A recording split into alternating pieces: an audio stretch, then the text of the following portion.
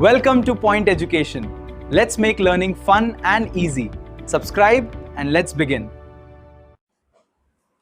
देखो हमारे पास 3 आइडेंटिटीज है जो अभी हम डिस्कस करने वाले हैं। 2 हम कर चुके हैं। पहली है a प्लस बी का whole square is equals to a square plus 2ab plus B square.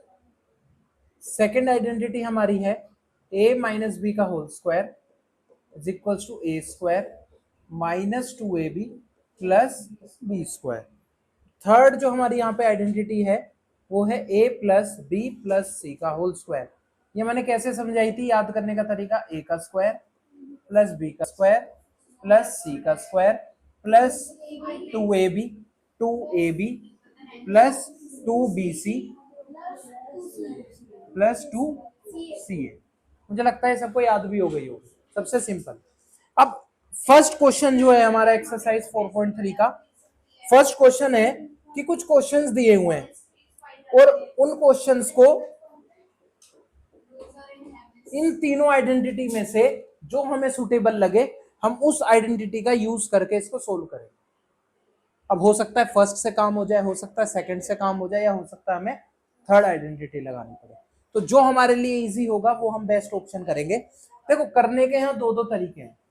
हो सकता है कि मैं इसको ये लिख दूं 110 प्लस 7 का होल स्क्वायर लिख सकता हूं, या मैं इसको लिख सकता हूं 120 माइनस 3 का होल स्क्वायर, या फिर मैं इसको लिख सकता हूं 100 प्लस 10 प्लस 7 का होल स्क्वायर। मैंने एक ही क्वेश्चन को 3 तरीके से एक्सपेंड किया और वो मेरी तीनों आइडेंटिटी में सोल्व हो रहा है।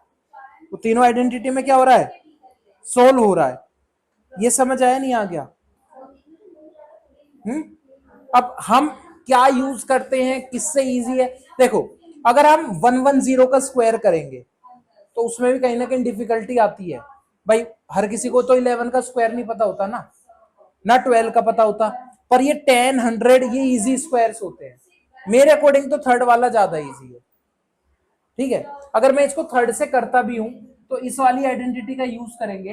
तो इस वाली आइडेंटिटी के अकॉर्डिंग क्या होगा, पहले होगा पहले का स्क्वायर प्लस सेकेंड टर्म का स्क्वायर प्लस थर्ड टर्म का स्क्वायर प्लस 2 मल्टीप्लाई करेंगे फर्स्ट टर्म को सेकेंड टर्म से प्लस 2 की मल्टीप्लाई करेंगे सेकेंड टर्म की थर्ड टर्म से प्लस मल्टीप्लाई करेंगे लास्ट टर्म की फर्स्ट टर्म से। तो अगर मैं इसको करता हूं तो 2 0 है तो डबल हो जाएंगे 1 2 3 4, यहाँ 1 2, यहाँ 49 प्लस ये कितना हो गया 2000 प्लस 140 प्लस यह आ गया हमारा। इन सबको प्लस करना है। प्लस करने का तरीका क्या है, या तो सबसे पहले सबसे बड़े नंबर को 1, ठीक है, इसके नीचे 100, इसके नीचे क्या आएगा 49, इसके नीचे क्या आएगा 2000, उसके नीचे क्या आएगा 140, उसके नीचे क्या आएगा 14, तो ये आ गया 9 4 4 8 4 4 5 6 2 और 3 1। तो हमारा आंसर यहाँ आ गया 1 3 6 8 9। अब तुम पूछोगे कि सर हमें कैसे पता चलेगा इसे करें या इसे करें? वो तुम्हारे अकॉर्डिंग है, जो तुम्हें सुटेबल आइडेंटिटी लगे तुम उस आइडेंटिटी के अकॉर्डिंग इसको ओपन करो और सोल्व करो।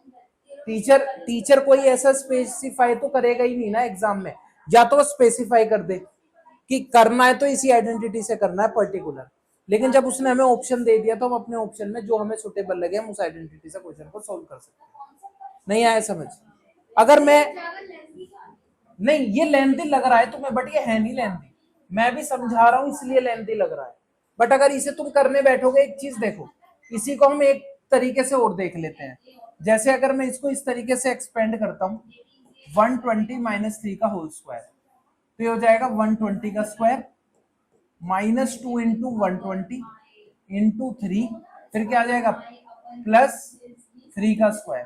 तो 120 का कितना होता है 144 और 2 0 हो जाएंगे, माइनस 3 2 6, ठीक है ना, ये कितना आएगा माइनस के 720 प्लस 9, इससे भी सोल्व करोगे तो यही आंसर आएगा। करके देख लेते हैं। 14400 720 माइनस करेंगे 0 8